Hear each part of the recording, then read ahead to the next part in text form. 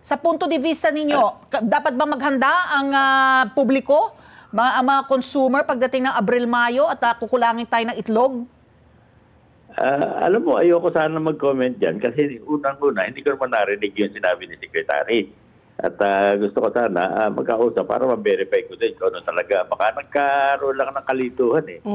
Alam mo, ang problema namin sa itlog, oversupply. Oversupply? Hindi shortage. Oo, kasi base doon sa mga dumating na parent stock, ito yung mga magulang ng mga nangingitlog na manok, sobra-sobra dumating last year. Kaya nag-umpisa yan, beginning of last year, kaya December pa lang, bago magpasko, bumababa ang presyo ng itlog. Kaya kahit na holiday yung presyo season? Kahit na holiday season?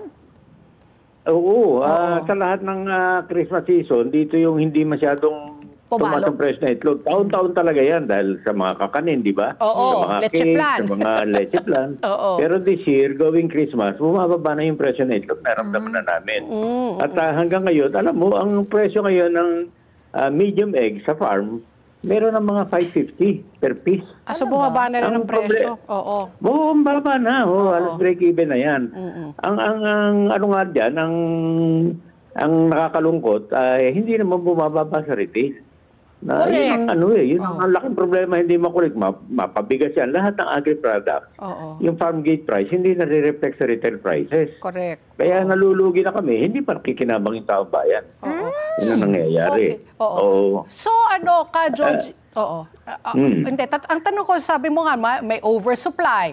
Tapos sabi mo nga, ayaw mong patulan kasi nga baka nagkaroon lang ng miscommunication. But nevertheless po, ang aking tinatanong po ngayon, na oversupply, dapat nga bumaba po ang presyo, pero hindi natin nakikita. Ano rin ho ba ang dahilan? Bakit po parang, sabi nyo dati, lagi ko naalala yung sinasabi mo, ang itlog, ang pinakamurang source ng protina. So paano po yun? Kung hindi po sila nagkakaroon ng oversupply, ang oversupply dahil hindi po nabebenta o dahil lang talagang nag-exceed yung supply sa consumption? Lumaki yung production at alam mo, ang senyales niya kung kayo bumibiyahe naman araw-araw. Pag may nakita kang mga itlog na nakakariton, senyalis na yan na may oversupply. Kasi yan yung binibenta ng mga tumpok-tumpok doon mura eh. Ang ano dyan, ang hindi mai-dispute yan, ang numero namin, yung data namin na industriya, at saka ng DA, hindi lang naman tugma yung numero, pero yung trend pareho. Sa amin, ang ano namin, last year, ang ipinroduce natin, 119 billion last year.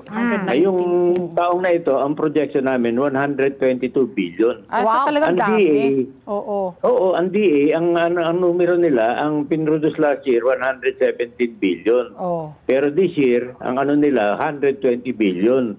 So, pareho ng trend para pataas ang production. Baka lang na si Secretary, in-interview na sa US siya, sa US kasi, ang laki ng problema sa poultry dahil nananalasa yung bird flu doon. Kaya napakamahal na itlog. Halos na doble presyo na itlog. Pati yung broiler, yung manok, mahal din ang presyo.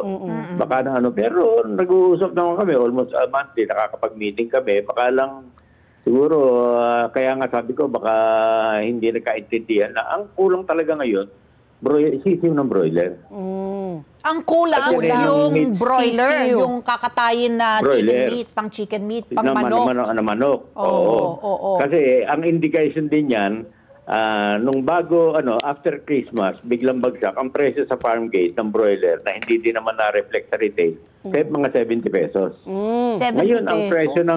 ang presyo ngayon ng live broiler, 140. Yun na nga sasabihin ko, ang taas nga po ngayon ng manok, parang 220 po ang 1 kilo po ng dressed chicken.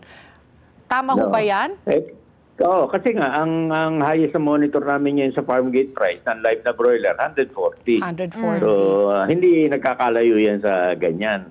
So, yun naman, alam na din ng DA since last year na sinabi namin. Kasi nga, sa dami ng ini-import natin, di bagsak ang presyo, marami nalugi.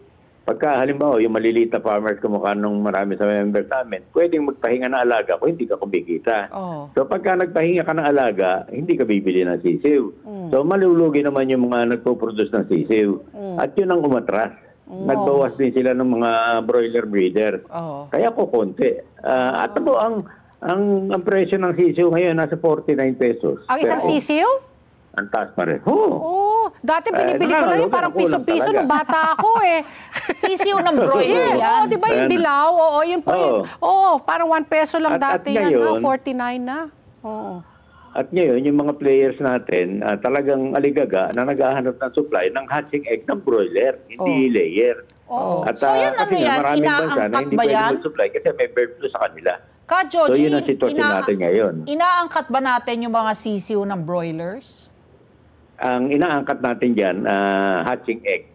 Kasi mahal pagka nag-angkat ka ng sisiw. Let's get together. Sunnet 25.